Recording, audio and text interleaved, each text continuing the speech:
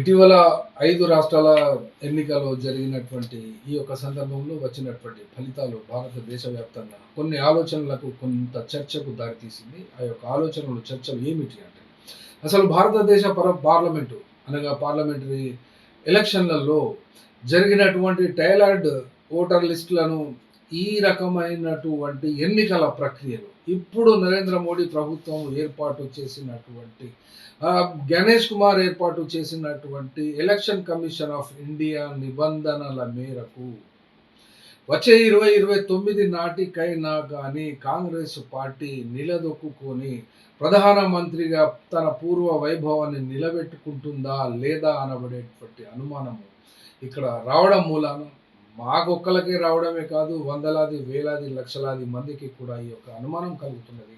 వాళ్ళందరూ కూడా మదన పడుతున్నట్టుగా ఉంది. అసలు ఏమి జరుగుతుంది అనబడేటువంటి భావన వస్తుంది కాబట్టి, ఇక్కడ ఒకసారి చూద్దాం. దేశంలో ఉన్నటువంటి 28 రాష్ట్రాలకు, కేంద్ర పాలిత ప్రాంతాల గురించి చెప్పడం లేదు ఇప్పుడు. 28 రాష్ట్రాలలో ఎన్డీఏ పరిపాలనలో 22 రాష్ట్రాలున్నవి. అట్లాగే ఇండియా కూటమి, కాంగ్రెస్ పార్టీ నాయకత్వంలో ఉన్నటువంటి కూటమికి 6 రాష్ట్రాలు ఉన్నాయి. ఈ రాష్ట్రాల జోలికైతే వెళ్ళడం లేదు. ఎందుకనంటే రాష్ట్రాలకు మరియు కేంద్రానికి ఉన్నటువంటి రాజ్యాంగబద్ధంగా ఉమ్మడి జాబితా మరియు కేంద్ర రాష్ట్ర జాబితాలు వేరువేరుగా ఉన్నాయి. సబ్జెక్ట్స్ వేరువేరుగా ఉంటాయి. కాబట్టి రాష్ట్రాలకు సంబంధించినటువంటి అధికారాలు ఆ రాష్ట్ర ప్రజలకు, ఆ రాష్ట్ర పరిధిలో ఉంటాయి. కాబట్టి ఒక్కసారి పార్లమెంటు వ్యవస్థ చూద్దాము. ఎవరికి ఎన్ని పార్టీలు వచ్చినాయి, ఏ సీట్లు వచ్చినాయి, ఎంపీలు.